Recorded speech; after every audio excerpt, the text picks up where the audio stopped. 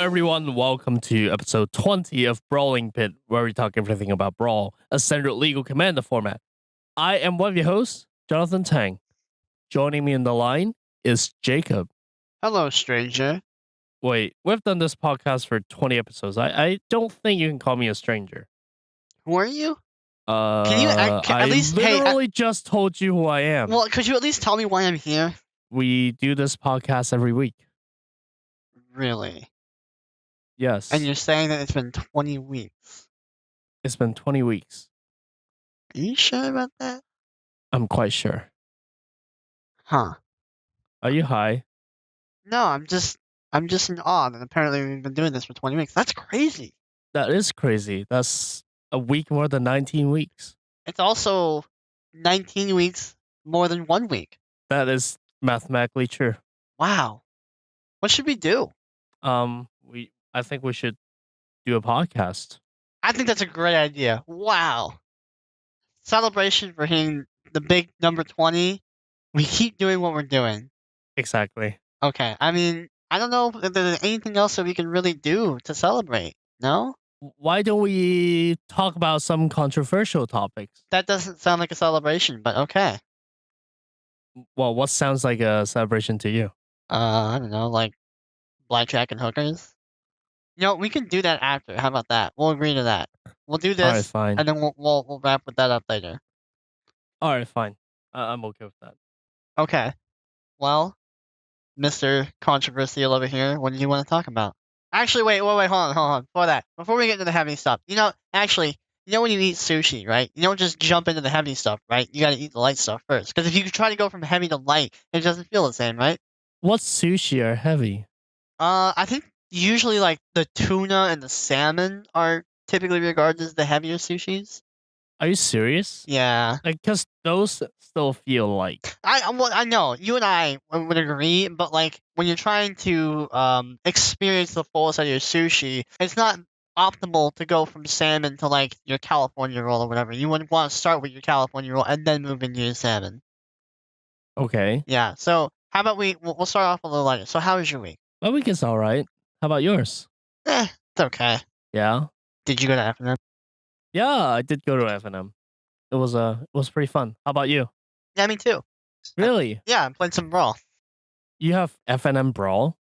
No, like we just got together and played at my store. It wasn't sanctioned. I see. Yeah. I see. Yeah. We have people hanging out there too, like not really drafting, but just like playing Brawl on the side.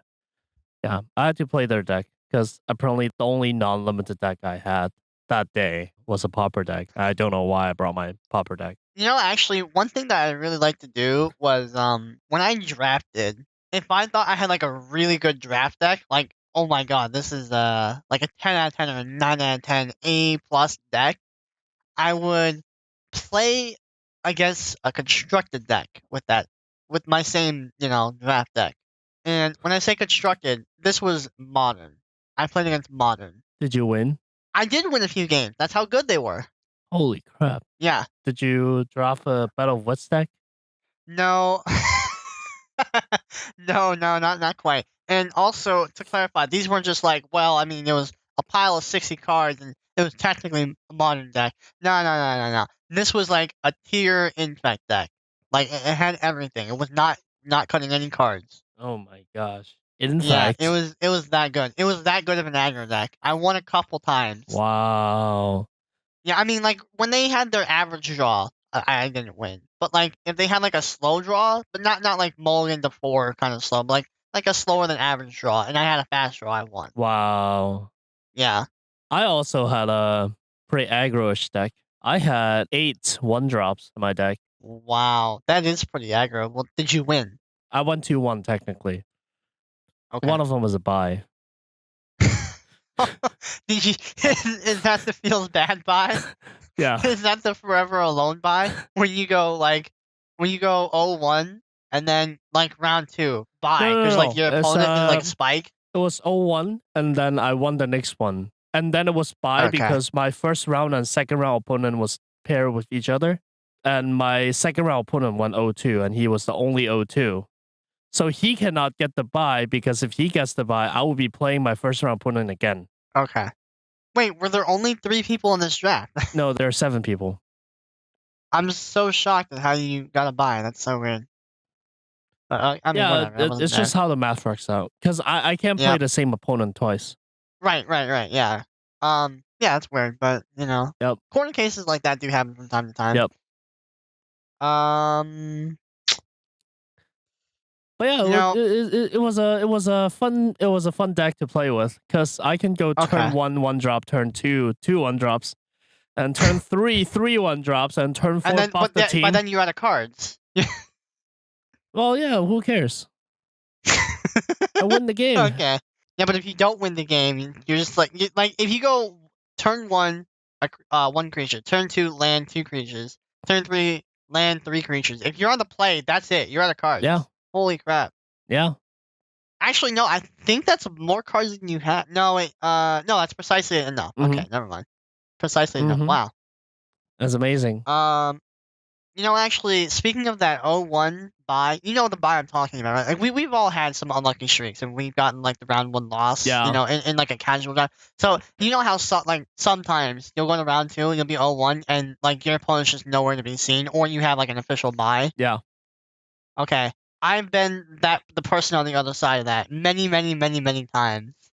Like the guy who didn't get the bye? No, the guy that gave the other guy a bye. Because I would go 0-1, I'm like, this deck sucks, and I just drop. Oh my gosh. And sometimes, and then sometimes I forget to actually drop. Oh my gosh. Wow. Yeah, I'm that guy, dude. I am that guy. I remember I told you about the that 6-0 arena deck. I was 1 win away from Happy Land. Yeah. I'm like, this deck just tilts me so much. I just couldn't do it, so I just dropped. I'm done. What is arena? Is that a Magic the Gathering program? Yeah, it's Magic the Gathering Arena. I was 6-0 in their brand new, totally not brand new and doesn't exist. Don't look this up. Limited format. And you won. How do you go 6-0? Yeah, I went 6-0 in games, and I'm like, this deck sucks, and I dropped. By the way, audience, he was totally playing Hearthstone. Yeah, I'm not sure if that was evident, but I guess we can clarify just for our audience. All right. Is there anything else that happened noteworthy in your week that you want to share with us? Would you like to share anything else with the class? Well, one thing I do want to share is I'm starting to hear things from a couple of closer friends, and they're saying that they don't want to go to their playgroups anymore because people are doing a lot of degenerate things.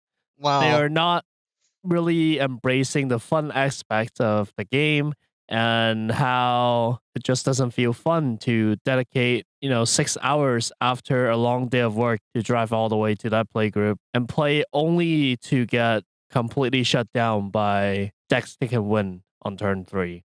Okay. So precisely that's what we are going to talk about today. Today's topic But wait, what if I don't want to talk about that? Today's topic is degeneracy. Why do you always shut me down, man? It hurts. I'm a blue player. No, I'm actually a red player. I'm hurt. All right. Countered. All right, you win. What are we doing? We're going to talk about what it means for something to be degenerate. It's a very delicate topic. So we kind of want to talk about what degeneracy is and how. And by the way, I want to preface this whole thing with this is our opinion. You can disagree with us. Absolutely. If you disagree with us, you should tell us why we're wrong and call us idiots and other mean things. Yeah, just get onto our social media, or you can email us. Yeah. Yep. Where can they email us at? Where do they write these? Where do they write these nasty comments? you can find us on Facebook, Twitter, and YouTube at Brawling Pit, or you can email us at brawlingpitmtg@gmail.com. You can also find our official website at brawlingpit.com. Oh my god, you went full plug. Yep. You so write your nasty comments all over there. That's where we want them. We'll read them. We will read them. We also have a subreddit now. Yeah, oh yeah, we do. We actually do. You should subscribe to that. Yep, you can find us on r/brawlingpit. Yep, we made our big first Reddit breakthrough. I guess cameo. I guess we advertised last week's episode. I think. Yeah. Yeah. you can blast us anywhere. Any outlet, we'll read it and we'll be like, that guy's right, and we'll hire you and we'll say, all right, this is your show now. That's what will happen. Anyway, so that preface aside, like I said, this is just our opinion. You can agree, you can disagree, whatever. And if you disagree, we'd love to hear why. If you do agree, great. We'd love to hear why. Yeah, just tell us why. Jeez. Jeez, dude, why you gotta be like that? Anyways, so I guess really getting into it, what do we call degeneracy? Well, before we say that, before we get into that, I think it's really important that we differentiate degeneracy versus like just a format or a play group like evolving and decks getting better. Sure. Like I think that's important to differentiate between the two. Yeah, I think those are totally different things. So, but like even though they are totally different things, they frequently result in the same things happening where the players that don't keep up their decks, like they don't keep fine tuning them or they don't keep like adapting them or whatever, for whatever reason. I mean, there's a lot of valid reasons why you wouldn't do that. Maybe you just like to play Magic like once a week on the side. You just copied a list from a friend or something and you don't like to do a lot of upkeep on your deck. That's totally fine, whatever. But your playgroup does. Maybe they play multiple times without you during the week when maybe you're busy at work or something. So they all get all this extra time playing their decks, and they get extra time refining their decks. Maybe you're not very wealthy and you don't have a lot of money to spend on expensive cards and combinations. That's also very valid. Either way, for whatever reason, your decks end up falling behind, like inevitably in power level. So, like, whether or not it's because your field is degenerate, if it's become degenerate or if it's become more fine tuned, either way, you feel like you're behind and you're just always losing, or your combos are always getting shut down, and really it's just not that fun anymore for whatever reason. So, well, like I think it's important to really just differentiate the two: degeneracy versus fine tuning and competitive meta advancement, even though they often have the same result. Yeah, absolutely. So why don't we start by talking about what degeneracy actually is? In our It's opinion, you. what? You're the definition of degeneracy. Like whenever you show up to the store, everybody's like, "Well, pack it up. The degenerate's here."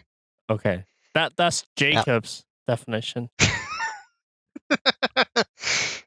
I think of it. What do you think?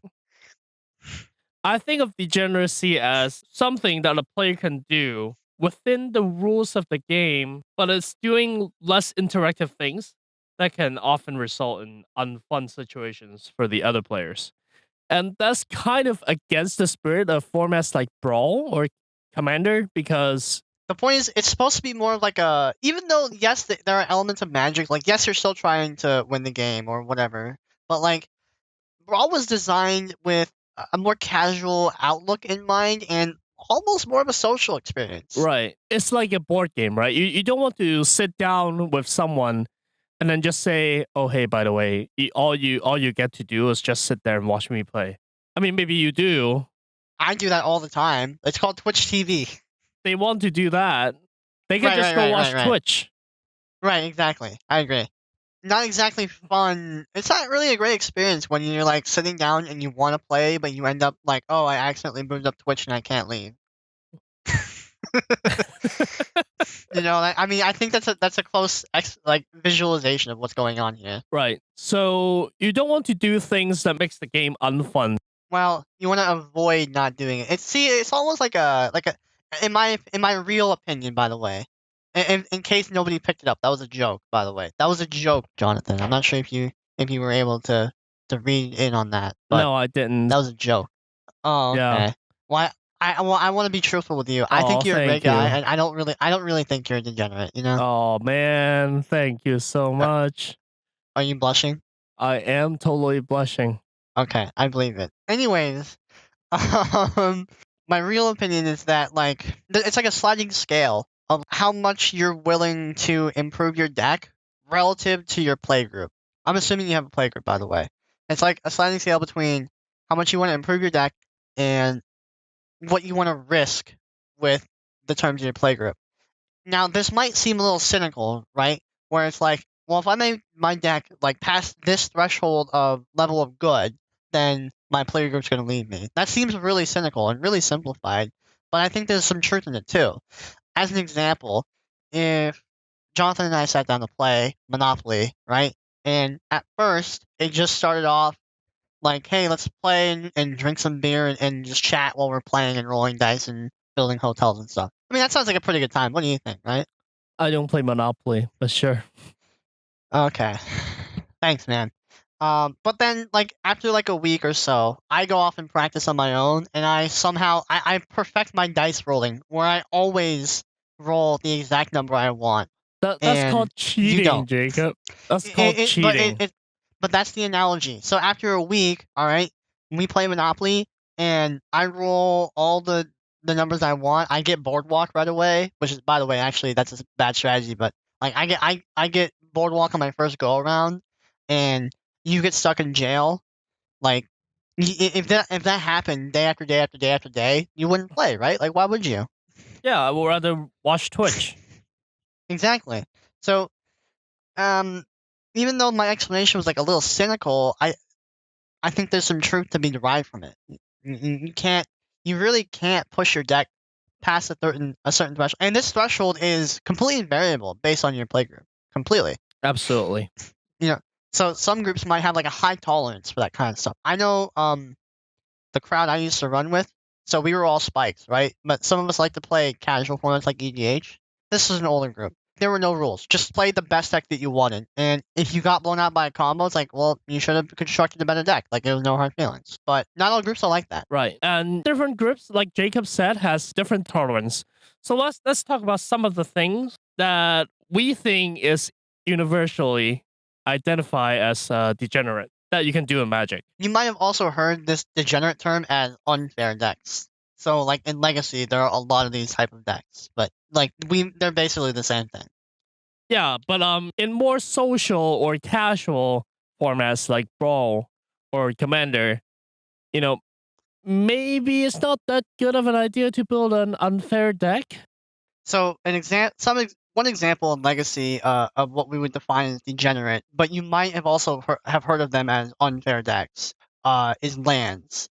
And with lands, you have a land that gives you a 20/20 if it has no counters on it, and it enters the battlefield tapped with counters on it.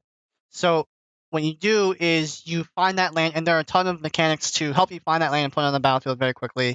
And then you copy that land, and when you copy it, it doesn't copy the counters, so you immediately get an indestructible 20/20. The reason why people call this deck unfair is because it's not it's not very interactive, right? So the land in question is actually called Dark Depths, but Dark Depths is a land, and you can't actually interact with Dark Depths unless you have land destruction. Now, a lot of decks do have land destruction in Legacy, but usually that's only in the form of like full wastelands, and that's it. So like if you don't find your wastelands, like, well, I guess I just hope that that lands just go slow or something. And even if they do find removal for your land, they can get it back with lots of mechanics like Life of the Loam. And so we would define these decks by our definition as degenerate, but they are also known as unfun due to their uninteractive playstyles. You can't really interact with them very well until after the board if you specifically fine-tune your deck to beat them. So in Brawl, there are also similar type of the degenerate things that you can do that makes the game uninteractive, right? But let's talk about Magic in general, right? So this can also apply to like EDH, more eternal formats. So because different playgroup plays different things, but some of the things you can do: mass land destruction, infinite combos, infinite turns, or just taking a lot of extra turns, one turn kill, infect, annihilate, early kills like turn 2 and then you pull a combo to kill someone before they even play their second land, or sometimes even just locking down a commander, like someone is playing a Johnathan deck and you never let it resolve. So those are examples of things that can be considered degenerate, or just generally unfun, right? you know? And And I want to be clear that for me and even for Jacob, we are okay with it because here's my philosophy: if I'm okay with other people pulling those mechanics on me, then I should be able to use those mechanics, and I'm fine with all these things. So that's why, for example, in Commander, I have infect decks. I have decks that runs Armageddon. right, I like to just play. Well, I do kind of consider myself to be a Spike, but I'm also kind of like a Johnny too. But like if I see like a cool synergy or interaction, I don't want to have to be like stifled. I don't want to have to like stifle my creativity or stifle my combination and make it like weaker intentionally, just so I can like appease that philosophy of, well, I don't want to be too degenerate, because I want to be like it's basically the same thing. If I'm using it, then other people should be able to use it against me. But even if I'm not using it, I would still be okay with people using it against me. Even if I'm playing like a fair versus unfair deck, or I guess in our terminology, like a degenerate versus non-degenerate deck. Like an interactive deck versus like a very uninteractive deck. I would be okay with sitting on the uninteractive side. It's okay. It all depends on your play groups, though, sometimes, because you are hanging out with these people every week, having snacks, socializing, drinking beer, having a good time. Hopefully you're doing that. Yeah. Maybe not. Maybe you don't want to. Yeah. Okay. If you're not We're not if you're cops. not of age yet, please don't drink. Well, you should drink. Just don't drink alcohol. But you do need to drink water. Oh yeah. Stay hydrated. Yes. And you actually totally nailed the coffin right there with that statement of like different playgroups have different rules. So I know one playgroup that I briefly played with. They had like a rule of you can only have like 2 extra turn effects in your deck. And I'm like, that seems reasonable, And none of like their recursive ones either. Right. Another one's had like the rule of like no more than 4 counter spells and no pack negation. I think that's also pretty fair. Yeah. So like these local bannings or restrictions. I know local game stores that has a whiteboard that says in Commander, if you were to have an infinite loop, you only loop it 3 times. Okay. I think I remember you mentioning that to me like a long time before, but I'm actually a really big fan of that rule. That's a cool one. There are a ton of things that you can do to like spice up your games. Actually, have you ever heard of something called chaos magic? I haven't. So the gist of it is like there's 100 or 200 or so like effects or whatever, and these are based off like effects that are present in Magic. So basically, what happens is at the start of each turn or whatever, you roll a dice or you generate a random number or whatever, and for that turn, like those type of effects apply. Oh, And interesting. yeah, so like as an example, one of the effects might be every time you play a card, draw a card. Another effect might be like every time you cast a creature, exile a permanent, or something crazy like that. Sounds like a degenerate version of Plane Chase. It is, but it actually I think it was literally based off Lynch. I don't remember, but like there are so like adding a rule such as if you would infinitely loop, only loop 3 times, like that's kind of like the start of like spicing up and adding, house rules to your games. Yeah. In one of Mark Rosewater's podcasts, in fact, he talked about how if you don't like the game's rule, you don't have to play to the game's rule. You can change the rule. At the end of the day, it is just a game, and Yeah, it is. It is just a game. So it sounds weird to say it, but like the rules don't tangibly exist. Like the rules are what you and I or whatever like agree upon during and right, before the game. but you So do want to make sure that your play group is it's clear. agreeing. Yeah. Yeah, like everyone needs to be on the same page. Otherwise, you're gonna add more frustration on what's already happening. Right.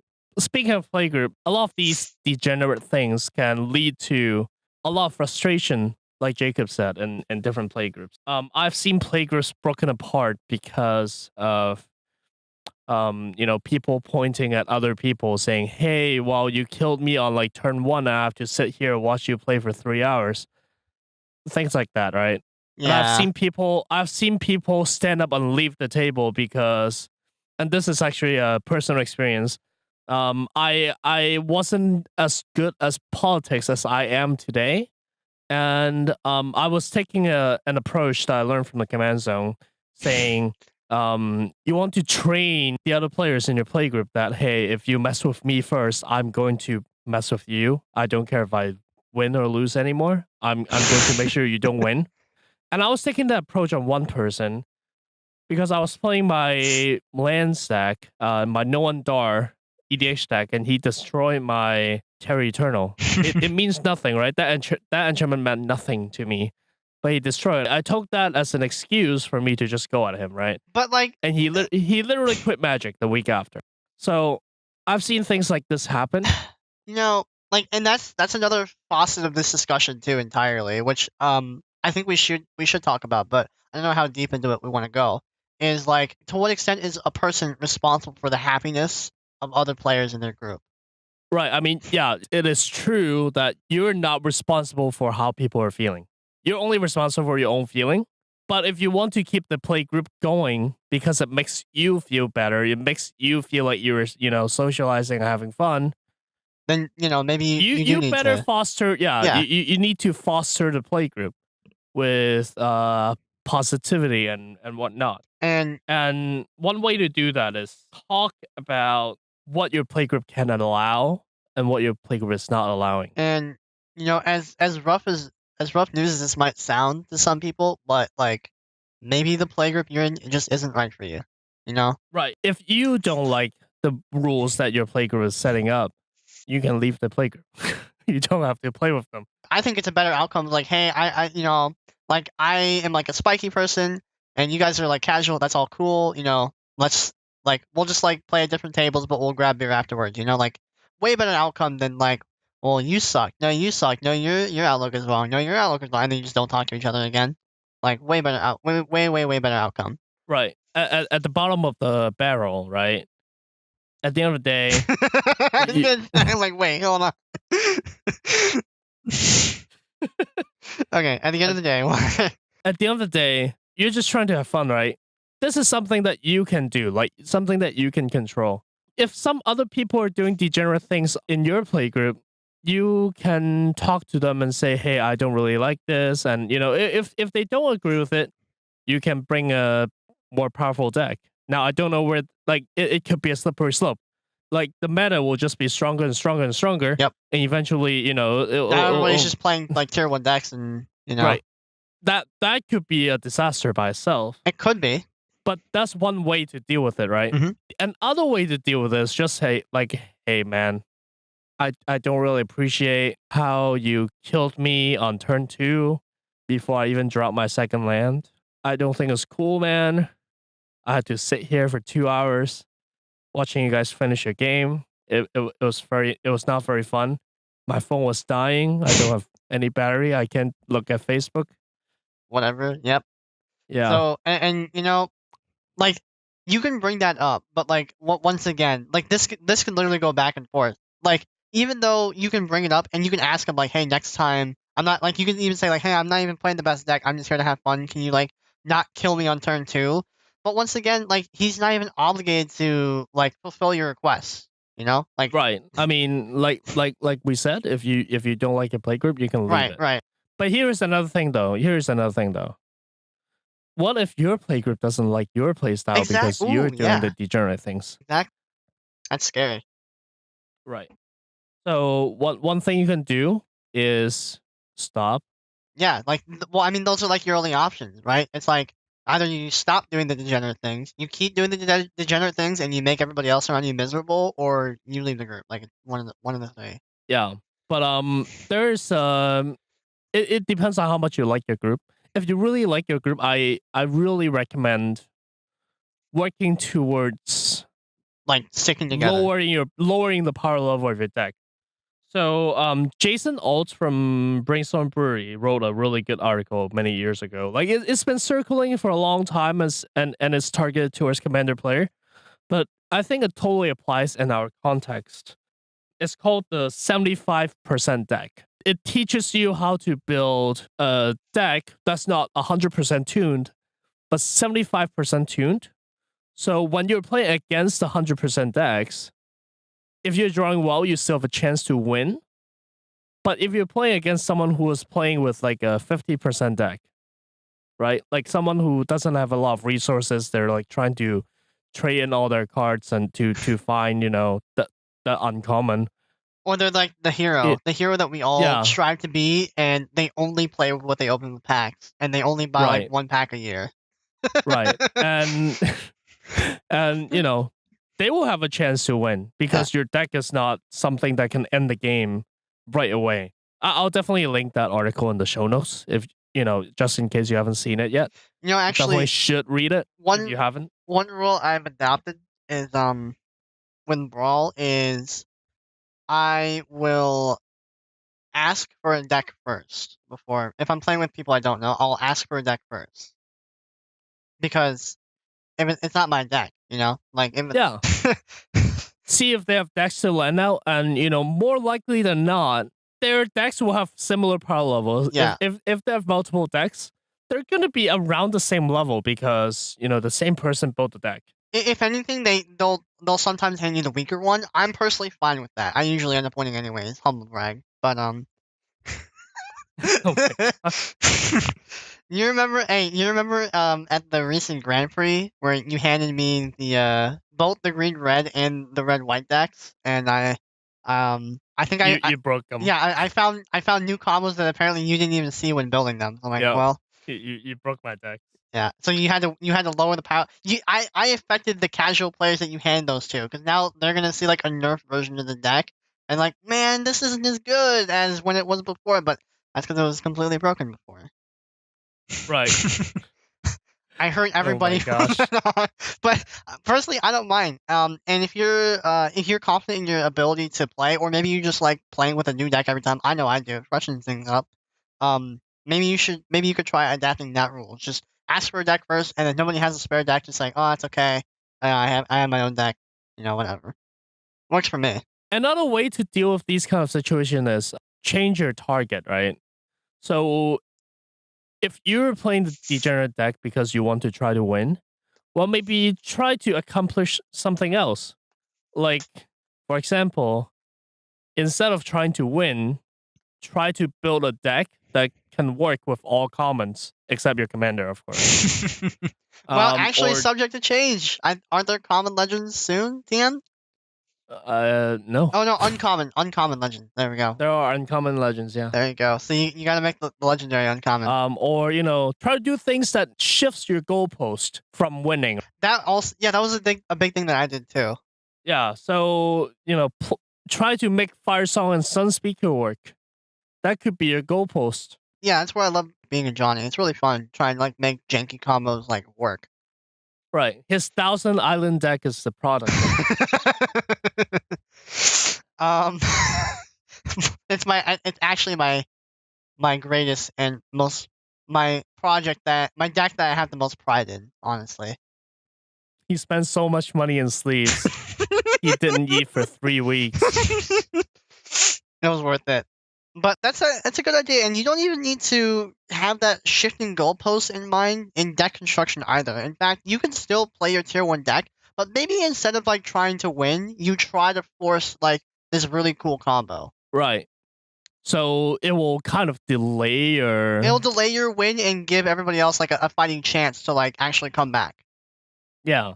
For a lot of people, actually before I go into this, Mark Rosewater actually had a study posted, I think on his blog, where it's like when people say, "Oh, I don't mind a close game even if I lose," but I think they found like what they actually mean is like, well, if they like long games, but only if they win. Yeah. If you're going to do degenerate things, please end it soon. So everyone can just shuffle out and play again. Yeah. Instead of sitting there for 2 hours because you just took your 6th extra turn. I've been that guy. In fact, I was unintentionally recently that guy too, where instead of taking 6 extra turns, I went near infinite with counters. So I don't remember the commander, but it was like a blue-green commander where like you could like untap a tap person or something for free or heavily discounted.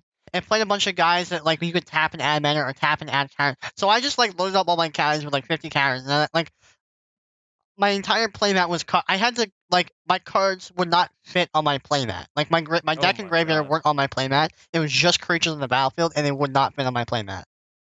Oh my gosh. Yeah, so I didn't go infinite, but like I loaded up my guys with a ton of counters and passed.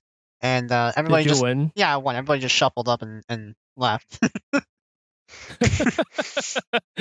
they had to shuffle up before they leave because they want to shuffle their decks. Yeah, but it wasn't actually like that. What actually happened is they took their 3 turns. I went end of turn like draw a card because that's like, not a bad idea. And I found Cyclonic Rift, so I'm like, oh, well I guess I had mana as a Cyclonic Rift, so I Cyclonic Rift, but then everybody actually conceded. Right. I mean, yeah, you have a board full of things that can kill them. Right? Yeah. So and that's the thing. You want to end things quickly. Peel off the bandage quickly instead of even slowly. Yes, that is the optimal way. But I didn't do that because I took literally like 6 minutes on my turn, like going off. Yeah. Learn from anyone who is not Jacob, guys. Yeah, ladies and gentlemen, don't do what he did. That's your PSA for the day. Don't do that. Do the opposite. Like, be quick. Do as we say, not as we do. I didn't mean to. I really felt bad about it. Dude, he was my best friend. After that, I said, "Hey, let me trade decks." Is he still your best friend? Oh yeah. Oh, absolutely. Okay. In that case, he is fine with it. Yeah. In that case, your playgroup is not. If your playgroup is fine with your degeneracy, then go all in. I felt bad, and they knew I felt bad because I mean, we've communicated about this before. I tried to keep it down. Right. And I do feel bad because I still won the next game with the worst deck. I've also, in similar situations, feel guilty about winning. Like in the Brawl leagues, when I was, for example, playing my Chromium deck, I felt so bad that I let them keep their bounty packs. A bounty pack is if you knock that person out, you get a pack. Dude, that is so I let them take their own pack. I just want to win in the league, so I get the final prize. Ooh. Your packs aren't good enough for me. I didn't say that. That's what he was thinking, though. Don't mistake. I want them to be able to get something too, right? No, I think that was a nice thing to do. I'm messing with you. I'm just joshing with you. I think that was a cool thing to do. That's a pretty cool thing, dude. Thanks, man. So, like, I guess besides, like, anecdotals, so when do we, like, draw the line of, like, well, what's degenerate and what's just spiky? Or tuned, finely tuned? Even though they result in the same thing. I think what it comes down to is how the opponent would feel. Okay. I think that's good. So, good answer. Yeah, you want everyone to be having fun. So I guess if you're winning, try not to be that kind of winner that's people don't want to deal with. Oh yeah, I won, and then boast about it for like the next 5 minutes. Like, oh my god, did you see that combo I pulled off? Hey, did you see that combo as you're shuffling up for the next game? Yeah, don't be that guy. Yeah. And also, if you're losing, don't be a sore loser. Don't say, oh, you got lucky with that, dude. Like, yeah, you got so lucky. Yeah, I got mana screw for 800 turns. That's a lot of turns. Oh man. I think if a game of Magic went on like past 100, I'd just consider like you would have been milled out. Yeah. Well, not necessarily Elixir of Immortality. Not in Brawl. Not in Brawl. Yeah, you're right. Not in Brawl. Yeah. Oh, but maybe you could have Nexus of Fate.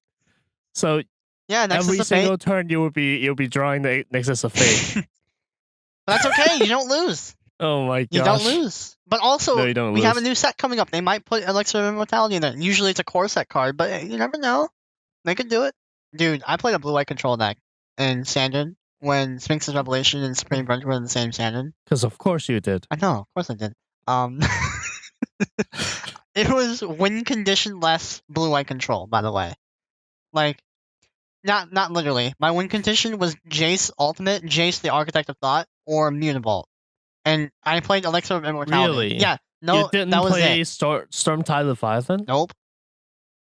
None of that. Huh. None of that. So what actually happened was this was like a 45-minute game where it was a blue-white control mirror, but I had the nut, and I just counted everything. So he had an empty grip, and I had the elixir of immortality out. So every turn it would be like, okay, end step, rev for like 20 or something. Not literally 20, but like rev for a bunch. Elixir of immortality. Okay, my turn, untap, go. And then it's like, okay, counter everything.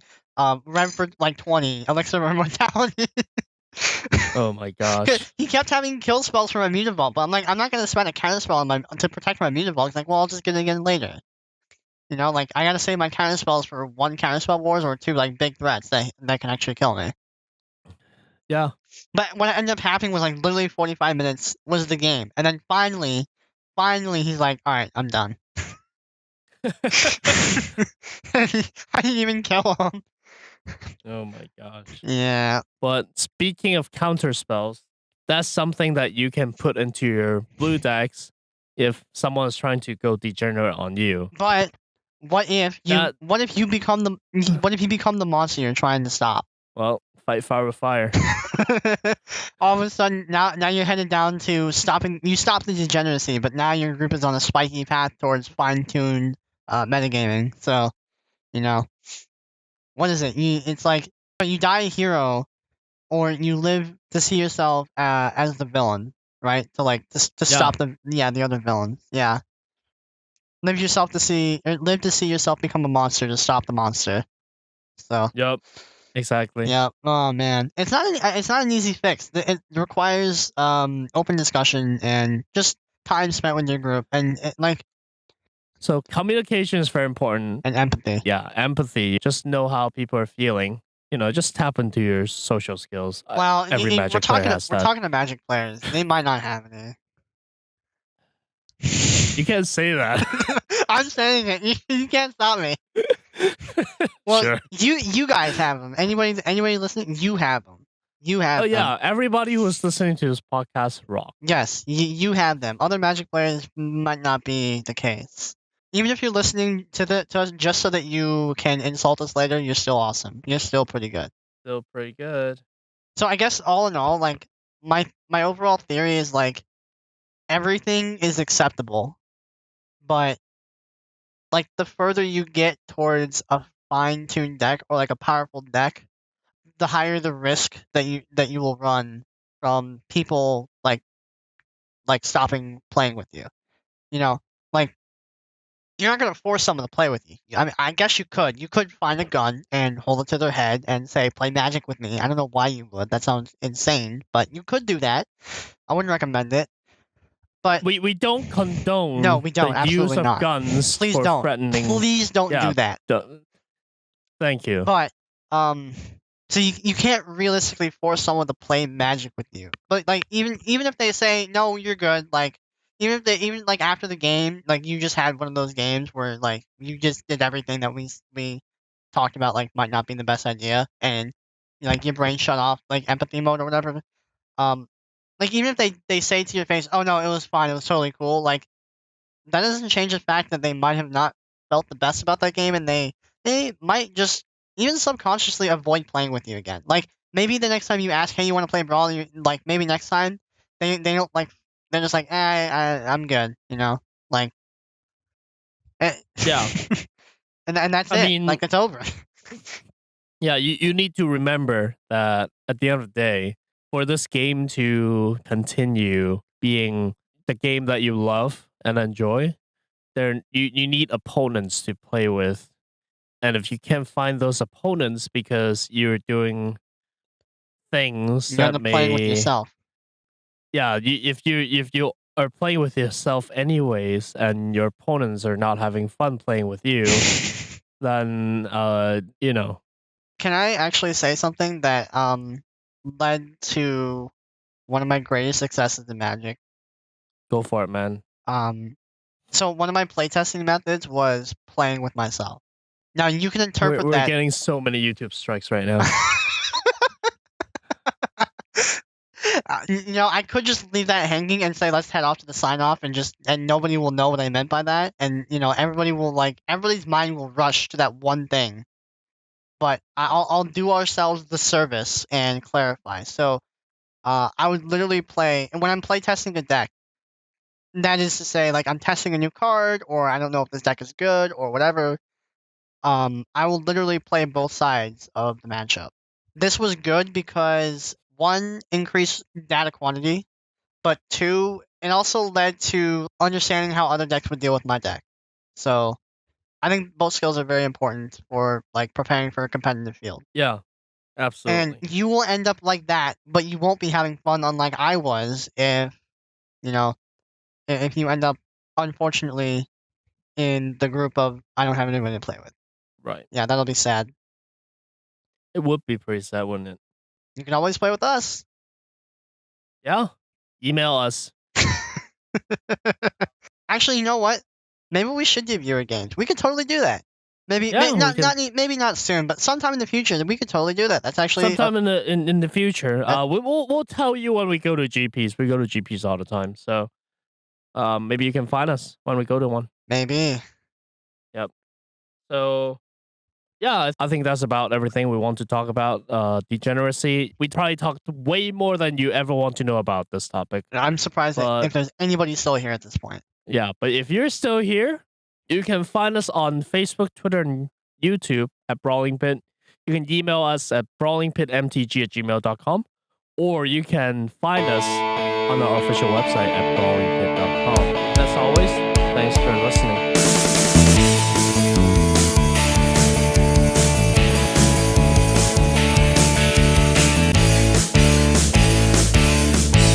Hey, Jacob.